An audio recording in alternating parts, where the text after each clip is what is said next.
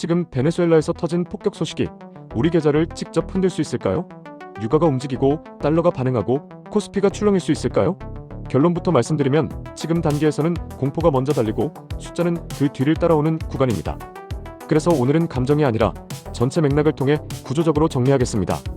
무엇이 벌어졌는지, 왜 벌어졌는지, 그리고 시장이 어디에서 먼저 반응하는지까지 차분하게 해설해드리겠습니다.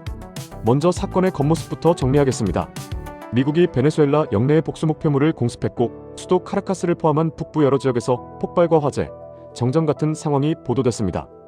베네수엘라 정부는 이를 미국의 군사공격으로 규정하며 비상대응 기조를 강화했습니다.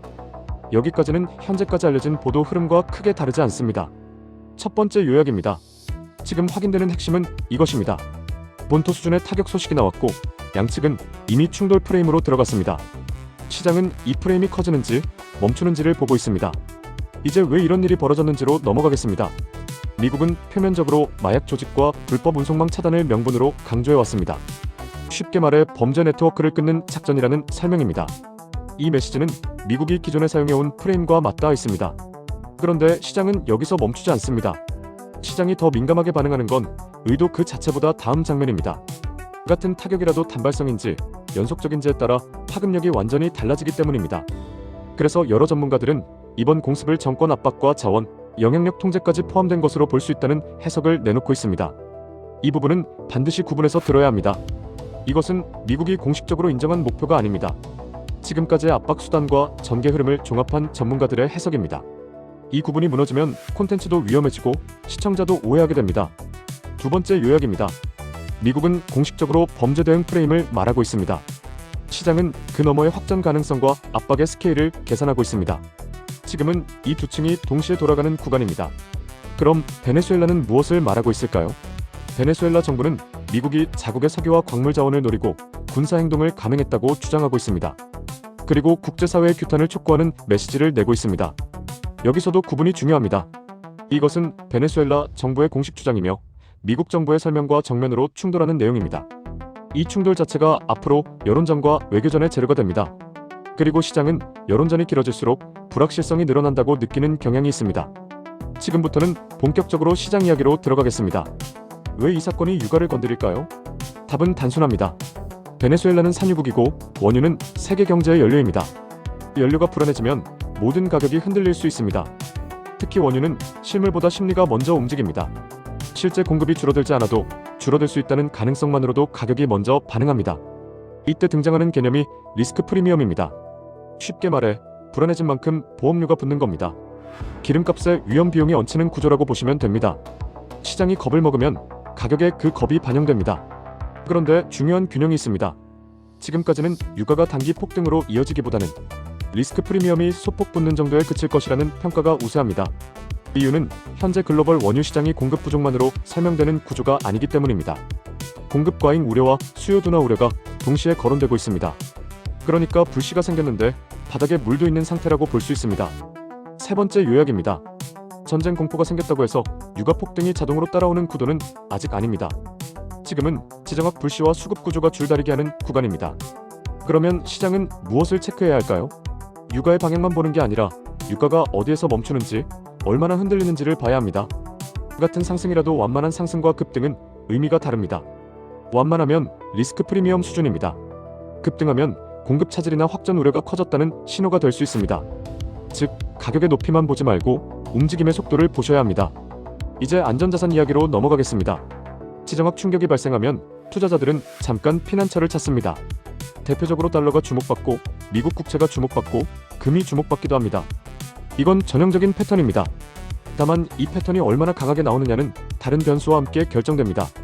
미국 금리 경로가 어떻게 보이느냐, 경제 지표가 어떤 방향이냐, 기업 실적이 버티느냐, 이런 큰 축이 동시에 작동하기 때문입니다. 여기서 질문 하나 던져보겠습니다. 만약 전쟁 뉴스가 계속 나오는데도 달러가 강하게 못 간다면 무엇을 의미할까요? 시장이 이 이슈를 단발성으로 취급할 가능성이 높다는 뜻이 될 수 있습니다. 반대로 달러가 강하게 치고 올라가면 위험 회피가 시장 전체로 번지고 있다는 신호가 될 수 있습니다. 그래서 달러는 단순 환율이 아니라 시장 심리의 온도계처럼 쓰일 때가 많습니다. 이제 신흥국 자산을 보겠습니다. 신흥국은 이런 구간에서 상대적으로 더 민감해질 수 있습니다. 위험 프리미엄이 벌어지는 속도가 더 빠르기 때문입니다. 위험 프리미엄도 같은 맥락입니다. 시장이 불안해진 만큼 추가로 요구하는 금리, 추가로 붙는 비용을 의미합니다.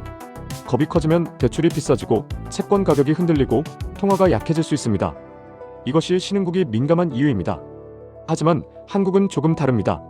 한국은 이번 사건의 직접 당사국이 아닙니다. 그래서 한국 시장 전체가 단숨에 뒤집히는 1차 충격이라고 단정하기에는 이릅니다. 다만 예기치 못한 확전이나 추가 제재가 겹치면 변동성 강도는 달라질 수 있습니다. 시장은 사건보다 사건이 커질 가능성에 더 민감하기 때문입니다. 네 번째 요약입니다. 한국 시장은 직접 타격이 아니라 간접 파동을 받습니다. 그래서 지수 방향이 아니라 변동성, 그리고 섹터 온도차로 먼저 나타날 가능성이 큽니다. 이제 코스피 관점으로 들어가겠습니다. 지금 장을 움직이는 메인 드라이버는 여전히 반도체 실적과 인공지능 투자, 그리고 미국 금리 방향입니다. 이 큰 축이 유지되는 한 미국 베네수엘라 공습 이슈는 추세를 바꾸는 주역이라기보다는 변동성을 키우는 보조 변수로 작동할 가능성이 큽니다. 그래서 오늘같이 이런 이슈가 있는 날에 흔히 나오는 그림이 있습니다. 시초에 흔들립니다. 헤드라인이 무섭기 때문입니다. 그런데 장중에 다시 균형을 찾습니다. 메인 스토리가 버티기 때문입니다. 물론 이건 단정이 아니라 가능성입니다. 하지만 이런 구조를 알고 있으면 뉴스에 끌려가지 않고 시장을 읽을 수 있습니다. 그럼 섹터별로는 어떨까요? 먼저 정유와 에너지입니다. 유가가 하단 지지를 받는 구간이 열리면 정유와 에너지 관련주는 단기적으로 주목을 받을 수 있습니다. 다만 여기에도 양면성이 있습니다. 유가가 오르면 정유 제품 마진과 재고, 평가가 부각될 수 있습니다. 하지만 동시에 원재료 부담이 커질 수도 있습니다. 즉, 유가 상승이 무조건 호재라고 단순화하면 위험합니다. 유가의 레벨과 속도, 제품 스프레드 같은 요소가 함께 움직입니다. 다음은 항공과 운송입니다. 이쪽은 연료비 부담이 커질 수 있습니다. 그래서 같은 유가 상승에서도 정유는 기회로, 항공은 부담으로 인식될 때가 많습니다. 이 이슈가 지수보다 섹터에서 먼저 체감된다는 말은 바로 이런 뜻입니다. 다음은 방산입니다. 글로벌 군사 긴장이 커질수록 방산주에 관심이 붙는 경우가 많습니다. 뉴스 흐름이 수급을 끌어들이기 때문입니다. 다만 여기에도 경고등이 하나 있습니다. 이미 많이 오른 종목은 재료가 붙는 순간 차익 실현도 같이 나올 수 있습니다. 그래서 방산은 상승을 단정하기보다 변동성 확대 가능성을 함께 보는 편이 현실적입니다. 그리고 많은 분들이 가장 궁금해하는 반도체와 대형 수출주입니다. 이 사건은 반도체의 실적을 직접 건드리는 이슈가 아닙니다. 하지만 간접 경로는 있습니다. 지정학 리스크가 커지면 유가가 흔들리고 달러가 움직이고 그 과정에서 금리 기대와 밸류에이션이 영향을 받을 수 있습니다. 즉, 실적보다는 할인율 쪽으로 파동이 들어올 수 있습니다. 다만 지금 시장의 메인 스토리는 여전히 인공지능과 반도체 투자 사이클입니다. 그래서 이쪽은 상대적으로 방어적으로 보일 가능성도 있습니다. 여기에서도 단정이 아니라 현재까지 시장이 보여준 전형적인 반응을 설명드리는 것입니다. 이제 환율 이야기로 넘어가겠습니다. 지정학 리스크가 커지면 달러 선호가 강해질 수 있습니다. 그래서 원화가 단기적으로 다소 약세 압력을 받을 수 있는 구간이 열릴 수 있습니다. 하지만 이 역시 장기 추세로 고정되는지는 별개입니다. 한국의 수급과 무역 수지, 그리고 무엇보다 미국 금리의 방향이 더 큰 영향을 줄 수 있기 때문입니다. 여기서 질문 하나 더 던져보겠습니다. 만약 유가가 오르고 달러도 강해지면 한국 시장은 무엇을 먼저 걱정할까요? 인플레이션 기대와 금리 부담이 다시 올라올 수 있다는 점입니다. 그래서 시장은 유가와 달러를 함께 봅니다. 하나만 보면 놓치는 게 생깁니다. 이제 가장 실용적인 관전 포인트를 정리하겠습니다. 첫째, 단발성 타격에서 멈추는지 추가 타격으로 이어지는지입니다. 둘째, 제재와 해상 차단이 강화되는지입니다. 셋째, 베네수엘라가 국제 여론전과 우호국 공조를 얼마나 키우는지입니다. 넷째, 유가가 급등인지 하단 지지 수준인지입니다. 다섯째, 달러가 강하게 반응하는지 제한적으로 반응하는지입니다. 이 5가지가 동시에 작동하면 파동이 커집니다. 반대로 이것들이 제한적이면 시장은 이 이슈를 여러 변수 중 하나로만 취급할 가능성이 높습니다. 5번째 요약입니다.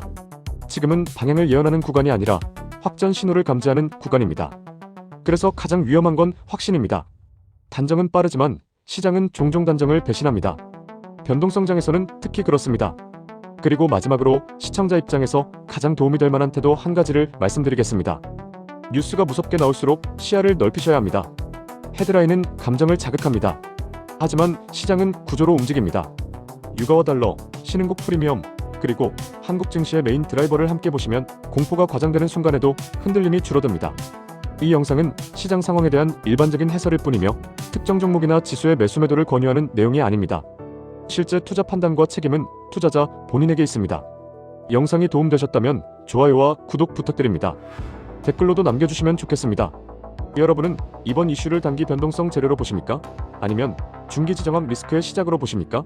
그리고 가장 신경 쓰이는 포인트가 유가인지, 달러인지, 코스피 변동성인지도 함께 적어주시면 다음 영상에서 그 지점부터 더 깊게 정리해드리겠습니다. 감사합니다.